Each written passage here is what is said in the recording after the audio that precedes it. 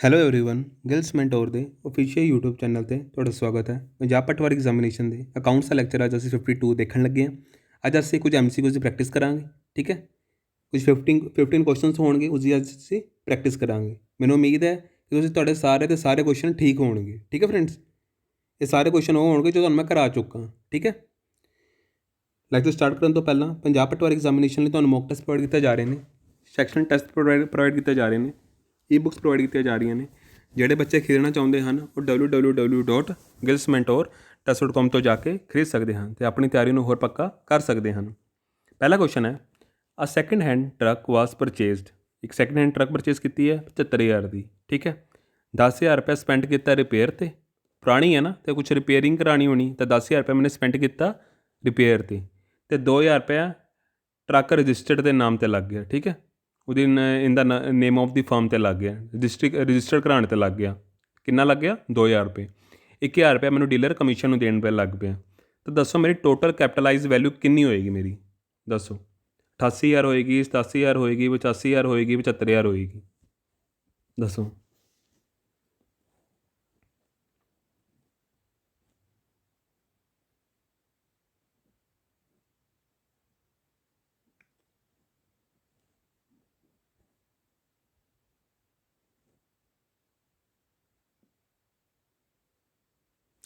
ਇਹਦਾ ਆਂਸਰ ਆਏਗਾ 88,000, ਠੀਕ ਹੈ ਫਰੈਂਡਸ। ਕਿਵੇਂ ਆਏਗਾ?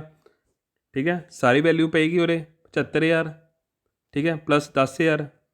ਹਾਲੇ ਉਹਨੂੰ ਮੈਂ ਯੂਜ਼ ਕਰਨਾ ਸਟਾਰਟ ਹੀ ਨਹੀਂ ਕੀਤਾ। ਯੂਜ਼ ਕਰਨ ਤੋਂ ਪਹਿਲਾਂ ਹੀ ਮੇਰੇ ਸਾਰੇ ਖਰਚੇ ਪੈ ਰਹੇ, ਤਾਂ ਮੇਰੀ ਉਹ ਐਸਟ ਵਿੱਚ ਜਾ ਕੇ ਇੰਕਲੂਡ ਹੋ ਜਾਏਗੀ, ਠੀਕ ਹੈ ਫਰੈਂਡਸ। ਅਤੇ ਮਸ਼ੀਨਰੀ ਅਕਾਊਂਟ ਇਸ ਮਸ਼ੀਨਰੀ ਹੈਗਾ, ਸੋਰੀ, ਟਰੱਕ ਅਕਾਊਂਟ ਦੇ ਵਿੱਚ ਹੀ ਜਾਏਗਾ। ਜੇ ਮੈਂ ਕੋਈ ਟਰੱਕ ਅਕਾਊਂਟ ਖੋਲਾਂਗਾ ਤਾਂ ਉਸ ਦੇ ਵਿੱਚ ਹੀ ਸਾਰੇ ਐਕਸਪੈਂਸਿਸ ਜਾਣਗੇ, ਠੀਕ ਹੈ ਫਰੈਂਡਸ, ਕੋਈ ਲੱਗ ਨਹੀਂ ਜਾਣਗੇ, ਠੀਕ ਹੈ ਨਾ। ਤਾਂ ਉਰੇ ਕਿੰਨਾ ਆ ਜਾਏਗਾ ਮੇਰਾ 88,000? ਕਿਵੇਂ ਆਏਗਾ? 75,000 ਪਲੱਸ 10,000 85,000, 2,000 ਪਲੱਸ ਕਰ 87 ਅਤੇ 1,000 88,000, ਠੀਕ ਹੈ।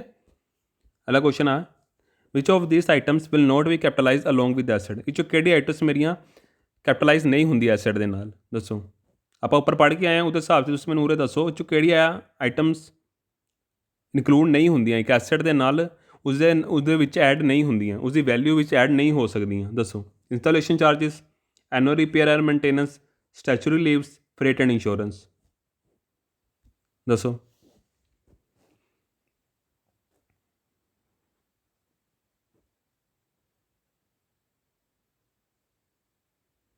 5 ਸੈਕਿੰਡ ਤੁਹਾਡੇ ਕੋਲ।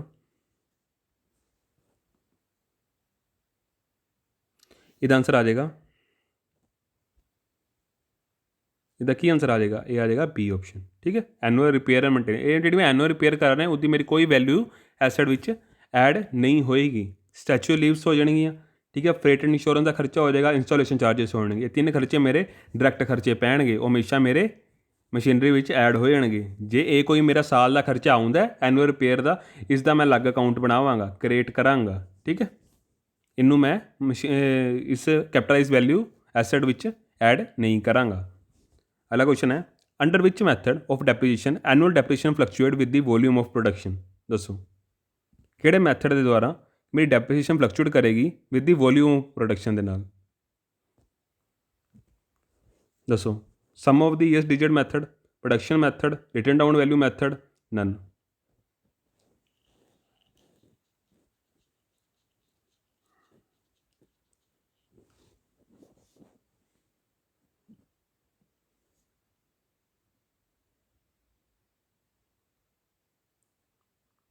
ਇਹਦਾ ਆਂਸਰ ਆ ਜਾਏਗਾ ਪ੍ਰੋਡਕਸ਼ਨ ਮੈਥਡ, ਠੀਕ ਹੈ ਫਰੈਂਡਸ। ਪ੍ਰੋਡਕਸ਼ਨ ਮੈਥਡ ਦੇ ਨਾਲ ਹੀ ਮੈਂ ਮੇਰੀ ਜਿਹੜੀ ਡੈਪਰੀਸ਼ੀਏਸ਼ਨ ਫਲਕਚੁਏਟ ਕਰੇਗੀ ਕਿਹਦੇ ਨਾਲ? ਉਹਦੀ ਵੋਲਿਊਮ ਆਫ ਪ੍ਰੋਡਕਸ਼ਨ ਨਾਲ, ਠੀਕ ਹੈ। Which of this will cause the change in working capital? ਇਹ 'ਚੋਂ ਕਿਹੜੇ ਕਾਰਨ ਨਾਲ ਮੇਰੀ ਵਰਕਿੰਗ ਕੈਪੀਟਲ ਚੇਂਜ ਹੋ ਜਾਂਦੀ ਹੈ? ਦੱਸੋ। Payment of creditor in cash, realisation of amount due from debtors, sale of the office equipment for cash, providing depreciation on plant and machinery? ਕਿਹਦੇ ਕਰਕੇ ਮੇਰਾ ਵਰਕਿੰਗ ਕੈਪੀਟਲ 'ਚ ਚੇਂਜ ਆਉਂਦਾ? ਦੱਸੋ। ਵਰਕਿੰਗ ਕੈਪੀਟਲ ਜੇ ਤੁਹਾਨੂੰ ਪਤਾ ਤੁਸੀਂ ਇਹਦਾ ਆਂਸਰ ਆਰਾਮ ਨਾਲ ਦੇ ਸਕਦੇ ਹੋ।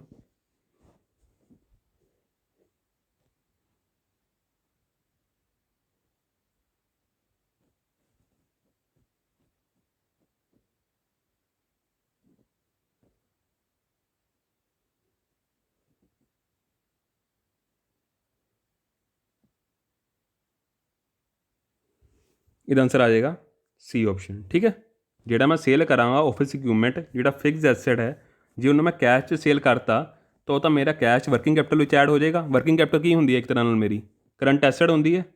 ਕਰੰਟ ਐਸੈਟ ਕੀ ਆਉਂਦਾ? ਡੈਟਰਸ ਆਉਂਦੇ ਨੇ, ਠੀਕ ਹੈ, ਕੈਸ਼ ਆਉਂਦਾ, ਬੈਂਕ ਆਉਂਦਾ, ਠੀਕ ਹੈ, ਜ਼ਿਆਦਾਤਰ ਇਹ ਜਿਹੜੀ ਚੀਜ਼ਾਂ ਆ ਜਾਂਦੀਆਂ, ਠੀਕ ਹੈ, ਡੈਟਰਸ ਆ ਜਾਂਦੇ ਆ, ਠੀਕ ਹੈ, ਸਾਰੀ ਚੀਜ਼ਾਂ ਮੇਰੀਆਂ ਉਹ ਕਰੰਟ ਐਸੈਟ ਹੋ ਜਾਂਦੀਆਂ। ਵਰਕਿੰਗ ਕੈਪੀਟਲ ਕੀ ਹੈ? ਮੇਰੀ ਕਰੰਟ ਐਸੈਟ, ਜਿਹੜੀ ਮੇਰੀ ਚੇਂਜ ਹੁੰਦੀ ਰਹਿੰਦੀ ਹੈ।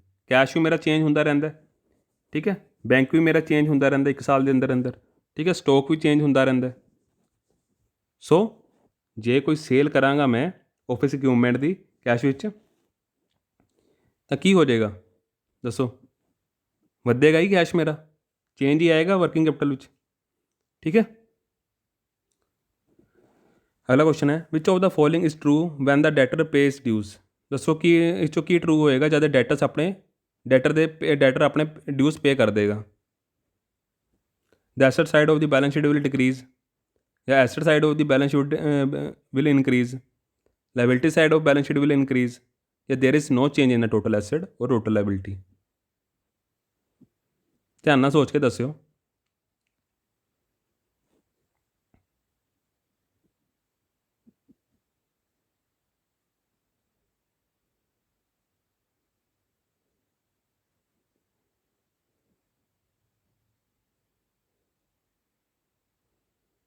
ਇਹਦਾ ਆਨਸਰ ਆ ਜਾਏਗਾ ਡੀ ਆਪਸ਼ਨ। ਠੀਕ ਹੈ ਫਰੈਂਡਸ, ਕਿਉਂ ਆ ਜਾਏਗਾ?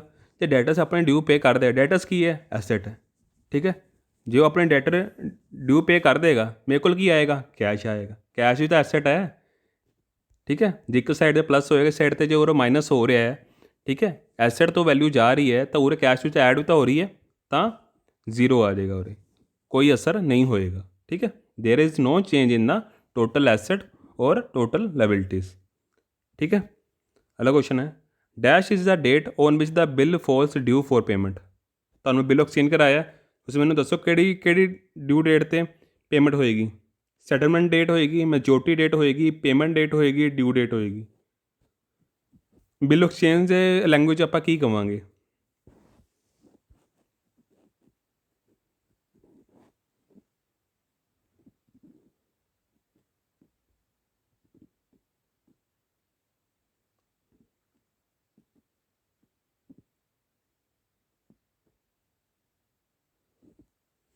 ਇਹਦਾ ਆਨਸਰ ਆ ਜਾਏਗਾ ਮੈਚੋਰਟੀ ਡੇਟ, ਠੀਕ ਹੈ ਫਰੈਂਡਸ। ਬਿੱਲ ਐਕਸਚੇਂਜ 'ਚ ਮੈਨੂੰ ਘੱਟੋ ਘੱਟ 3 ਮਹੀਨੇ ਦਾ ਗੈਪ ਮਿਲਦਾ, ਪਲੱਸ 3 ਡੇਜ਼ ਗ੍ਰੇਸ ਦੇ ਮਿਲਦੇ ਆ। ਇਸ ਵਿੱਚ ਕਿਹੜੀ ਕਿਹੜੀ ਪਾਰਟੀ ਹੁੰਦੀ ਹੈ ਦੱਸੋ? ਡਰੋਅਰ ਹੁੰਦਾ, ਜਿਹੜਾ ਬਿੱਲ ਡਰੋ ਕਰਦਾ, ਜਿਹੜਾ ਮਾਲ ਵੇਚ ਰਿਹਾ। ਡਰੋਈ ਕੌਣ ਹੁੰਦਾ? ਜਿਹੜਾ ਮਾਲ ਖਰੀਦ ਰਿਹਾ, ਠੀਕ ਹੈ, ਠੀਕ ਹੈ ਨਾ ਫਰੈਂਡਸ। ਸੋ 3 ਮਹੀਨਿਆਂ ਬਾਅਦ ਪਲੱਸ 3 ਦਿਨ ਦੀ ਗ੍ਰੇਸ ਤੋਂ ਬਾਅਦ 3 ਦਿਨ ਦੀ ਗ੍ਰੇਸ ਦਿੱਤੀ ਜਾਂਦੀ ਹੈ। ਉਹ ਡੇਟ ਮੇਰੀ ਕਿਹੜੀ ਹੋਏਗੀ? ਮੈਜੋਰਟੀ ਡੇਟ ਹੋਏਗੀ। ਜੇ ਕੋਈ 1/4 ਨੂੰ ਕੋਈ ਬਿੱਲ ਬਣਿਆ ਹੈ, ਠੀਕ ਹੈ, ਕ੍ਰੀਏਟ ਹੋਇਆ, ਤਾਂ 3 ਮਹੀਨੇ ਲਾਓ ਤੁਸੀਂ। 1 ਅਪ੍ਰੈਲ ਤੋਂ 1 ਮਈ, 1 ਮਈ ਤੋਂ 1 ਜੂਨ, 1 ਜੂਨ ਤੋਂ 1 ਜੁਲਾਈ, ਤਾਂ 4 ਜੁਲਾਈ ਨੂੰ ਪਲੱਸ 3 ਦਿਨ ਦੀ ਗ੍ਰੇਸ 'ਤੇ ਉਦੋਂ ਮੇਰੀ ਕੀ ਹੋ ਜਾਏਗੀ? ਮੈਚੋਰਟੀ ਡੇਟ ਹੋ ਜਾਏਗੀ, ਠੀਕ ਹੈ। ਮੈਚੋਰਟੀ ਡੇਟ ਜਦੋਂ ਮੇਰੀ ਪੇਮੈਂਟ ਹੋਏਗੀ, ਜਦੋਂ ਡਰੋਈ ਜਿਹੜਾ ਡਰੋਰ ਨੂੰ ਪੇਮੈਂਟ ਕਰੇਗਾ, ਠੀਕ ਹੈ ਫਰੈਂਡਸ। ਅਗਲਾ ਕੁਐਸਚਨ ਹੈ accounts dealing with transactions relating to person or organization is called. Personal account, nominal account, real account, representative personal account. ਜਿਹੜੇ ਪਰਸਨ ਨਾਲ ਡੀਲ ਕਰਦੇ ਨੇ ਜਾਂ ਆਰਗੇਨਾਈਜੇਸ਼ਨ ਨਾਲ ਡੀਲ ਕਰਦੇ ਨੇ, ਉਹ ਕੀ ਹੋਣਗੇ ਮੇਰੇ? ਤੁਹਾਨੂੰ ਮੈਂ ਗੋਲਡਨ ਰੂਲ ਕਰਾਏ ਹੈ, ਉਹਨੂੰ ਐਕਸਪਲੇਨ ਵੀ ਕਰਵਾਇਆ, ਤੁਸੀਂ ਉਰੇ ਦੱਸੋ ਮੈਨੂੰ। ਉਰੇ ਹੋ ਜਾਏਗਾ ਉਹ ਪਰਸਨਲ ਅਕਾਊਂਟ, ਠੀਕ ਹੈ ਫਰੈਂਡਸ। ਪਰਸਨਲ ਅਕਾਊਂਟ ਵਿੱਚ ਕਾਫੀ ਤਰ੍ਹਾਂ ਦੇ ਹੁੰਦੇ ਨੇ ਮੇਰੇ, ਕੋਈ ਪਰਸਨ ਦਾ ਨਾਮ ਆ ਜਾਵੇ, ਠੀਕ ਹੈ, ਉਸਦਾ ਵੀ ਹੋ ਸਕਦਾ ਕੋਈ ਆਰਗੇਨਾਈਜੇਸ਼ਨ ਦਾ ਨਾਮ ਆ ਜਾਵੇ, ਠੀਕ ਹੈ। ਪਰਸਨਲ ਅਕਾਊਂਟ ਕੀ ਹੁੰਦਾ ਹੈ? ਡੈਬਿਟ ਦਾ ਰਿਸੀਵਰ ਜੋ ਰਿਸੀਵ ਕਰ ਰਿਹਾ, ਕ੍ਰੈਡਿਟ ਦਾ ਗਿਵਰ ਜੋ ਗਿਵ ਕਰ ਰਿਹਾ, ਠੀਕ ਹੈ। ਅਗਲਾ ਕੁਐਸਚਨ ਹੈ residual value is the. Residual value ਕੀ ਹੁੰਦੀ ਹੈ? Value of the asset when it's purchased, value of the asset at the end of the its useful life, cost of the asset, location of the asset. ਦੱਸੋ।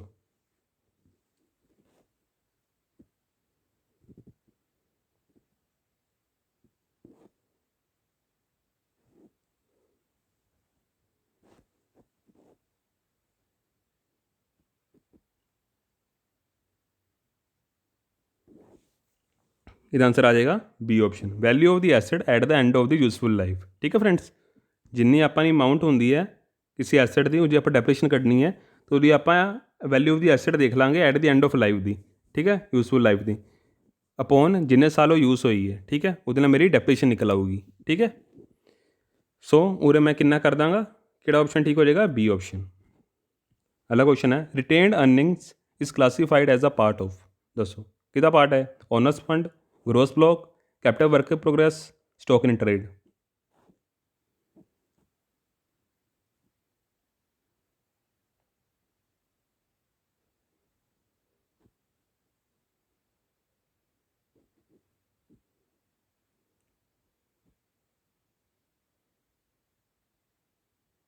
ਇਹ part ਹੈ ਮੇਰਾ owner's fund ਦਾ। Retained earnings ਕੀ ਹੁੰਦੀਆਂ, ਜੋ ਆਪਾਂ share holder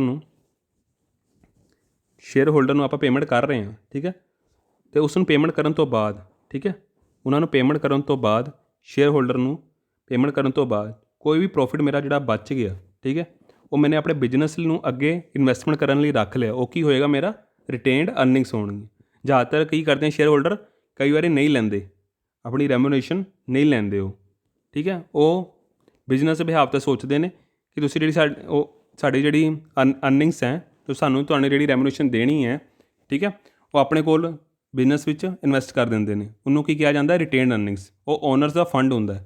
ਠੀਕ ਹੈ ਨਾ ਫਰੈਂਡਸ। ਅਗਲਾ ਕੁਐਸਚਨ ਹੈ, closing stock of the manufacturing company consist of finished goods, semi finished goods, raw material, all of the three. Closing stock ਜਿਹੜਾ ਮੈਨੂਫੈਕਚਰਿੰਗ ਦਾ ਕੀ ਹੋ ਸਕਦਾ ਹੈ, ਦੱਸੋ। ਫਿਨਿਸ਼ ਗੁਡਸ ਹੋ ਸਕਦੇ ਹੈ, ਸੈਮੀ ਫਿਨਿਸ਼ ਗੁਡਸ ਹੋ ਸਕਦੇ ਹੈ, ਰੋ ਮਟੀਰੀਅਲ ਹੋ ਸਕਦੇ ਹੈ, ਜਾਂ ਤਿੰਨੋਂ ਹੀ ਹੋ ਸਕਦੇ ਹੈ। ਮੈਨੂਫੈਕਚਰਿੰਗ ਕੰਪਨੀ ਨੂੰ ਇੱਕ ਵਾਰੀ ਧਿਆਨ 'ਚ ਲਿਆਓ ਤਾਂ ਦੇਖੋ ਉਹਦਾ ਪ੍ਰੋਸੈਸ ਕਿਸ ਤਰ੍ਹਾਂ ਦਾ ਹੁੰਦਾ ਹੈ, ਤੁਹਾਨੂੰ ਇਹਦਾ ਆਨਸਰ ਆਰਾਮ ਨਾਲ ਪਤਾ ਲੱਗ ਜਾਏਗਾ। ਇਹਦਾ ਆਨਸਰ ਆ ਜਾਏਗਾ ਡੀ ਆਪਸ਼ਨ। ਠੀਕ ਹੈ ਫਰੈਂਡਸ, ਤਿੰਨੋਂ ਹੀ ਹੁੰਦੇ ਨੇ। ਪਹਿਲੇ ਰੋ ਮਟੀਰੀਅਲ ਆਉਂਦਾ, ਠੀਕ ਹੈ, ਉਸ ਤੋਂ ਫਿਰ ਸੈਮੀ ਫਿਨਿਸ਼ ਗੁਡਸ ਬਣਦੇ ਨੇ, ਫਿਰ ਫਿਨਿਸ਼ ਗੁਡਸ ਬਣਦੇ ਨੇ। ਠੀਕ ਹੈ, ਇੱਕ ਪ੍ਰੋਡਕਟ ਤਿਆਰ ਹੁੰਦਾ, ਇਹਦਾ ਪ੍ਰੋਸੈਸ ਹੀ ਇਹ ਹੁੰਦਾ। ਠੀਕ ਹੈ, owing of the business are called, ਕੀ ਕਵਾਂਗੇ ਆਪਾਂ, ਦੱਸੋ। ਲਾਇਬਿਲਿਟੀ ਕਵਾਂਗੇ, ਕੈਪੀਟਲ ਕਵਾਂਗੇ, ਨੈਟਵਰਥ ਕਵਾਂਗੇ, ਐਸੈਟਸ ਕਵਾਂਗੇ।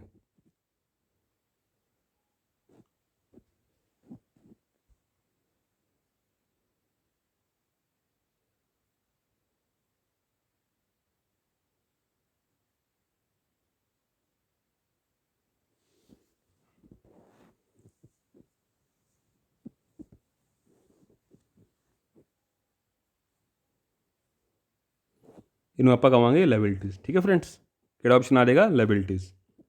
ਅਗਲਾ ਕੁਐਸਚਨ ਹੈ, 10,000 ਪੇਡ ਟੂ ਏ, ਠੀਕ ਹੈ, ਆਫ ਅਸਾਮ, ਤੇ his account was credit by 1,500 to set R A account, his account should be, ਦੱਸੋ। ਮੈंने 10,000 ਰੁਪਏ ਪੇ ਕੀਤਾ ਏ ਨੂੰ, ਠੀਕ ਹੈ, ਅਤੇ ਏ ਅਕਾਊਂਟ ਨੂੰ, ਇਸ ਅਕਾਊਂਟ ਨੂੰ ਮੈਂ ਕਿੰਨਾ ਕ੍ਰੈਡਿਟ ਕੀਤਾ, 1,500। ਤਾਂ ਇਸ ਅਕਾਊਂਟ ਨੂੰ ਜੇ ਮੈंने ਸੈੱਟ ਕਰਨਾ ਹੈ, ਮਤਲਬ ਕਿ ਇਹਦੀ ਮੈਂ ਐਡਜਸਟਮੈਂਟ ਕਰਨੀ ਹੈ, ਤਾਂ ਇਹ ਅਕਾਊਂਟ ਨੂੰ ਮੈਂ ਕੀ ਕਰਾਂਗਾ, ਦੱਸੋ। ਡੈਬਿਟ ਕਰਾਂਗਾ 1,500 ਨਾਲ, ਕ੍ਰੈਡਿਟ ਕਰਾਂਗਾ 10,000 ਨਾਲ,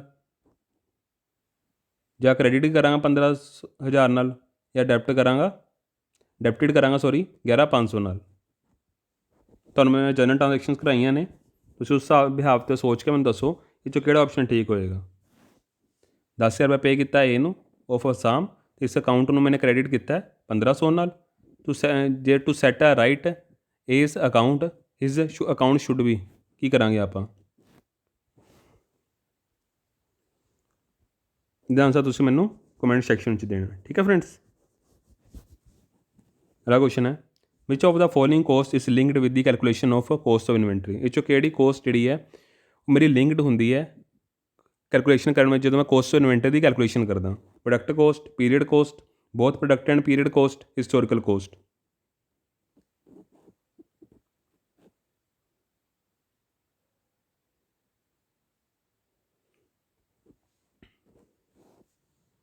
ਇਹਦਾ ਆਨਸਰ ਆ ਜਾਏਗਾ ਪ੍ਰੋਡਕਟ ਕੋਸਟ। ਠੀਕ ਹੈ ਫਰੈਂਡਸ, ਕਿਹੜੀ ਕੋਸਟ ਲਿੰਕਡ ਹੁੰਦੀ ਹੈ, ਪ੍ਰੋਡਕਟ ਕੋਸਟ ਲਿੰਕ ਹੁੰਦੀ ਹੈ ਜਦੋਂ ਮੈਂ ਕੋਸਟ ਆਫ ਇਨਵੈਂਟਰੀ ਦੀ ਕੈਲਕੂਲੇਸ਼ਨ ਕਰ ਰਿਹਾ ਹੁੰਦਾ।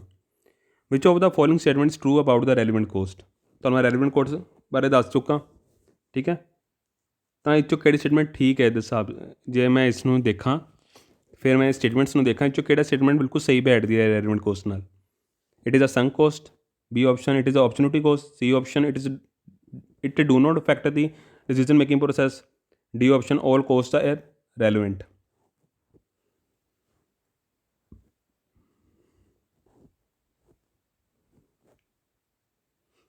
इसका आंसर आ जाएगा opportunity cost। ठीक है फ्रेंड्स। अगला क्वेश्चन है period cost are, period cost की होंगी है दसो। Expended when the product is sold, included in the cost of good sold, relative to specific period, not expensed. दसो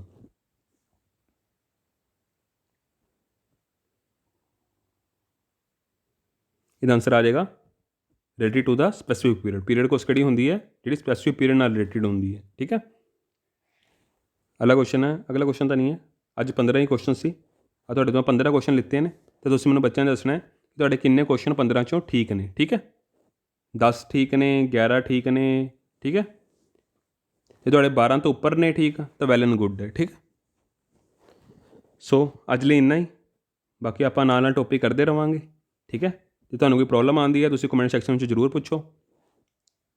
ਅਤੇ ਜੇ ਤੁਹਾਨੂੰ ਮੇਰਾ ਲੈਕਚਰ ਅੱਛਾ ਲੱਗਿਆ ਹੋਵੇ ਕਿਰਪਾ ਕਰਕੇ ਲਾਈਕ ਕਰੋ, ਸ਼ੇਅਰ ਕਰੋ। ਠੀਕ ਹੈ। ਅਤੇ ਜੇ ਕੋਈ ਪ੍ਰੋਬਲਮ ਆਵੇ ਵੱਧ ਤੋਂ ਵੱਧ ਕਮੈਂਟ ਕਰਨਾ ਆਪਾਂ ਨੇ। ਠੀਕ ਹੈ। Okay, thank you.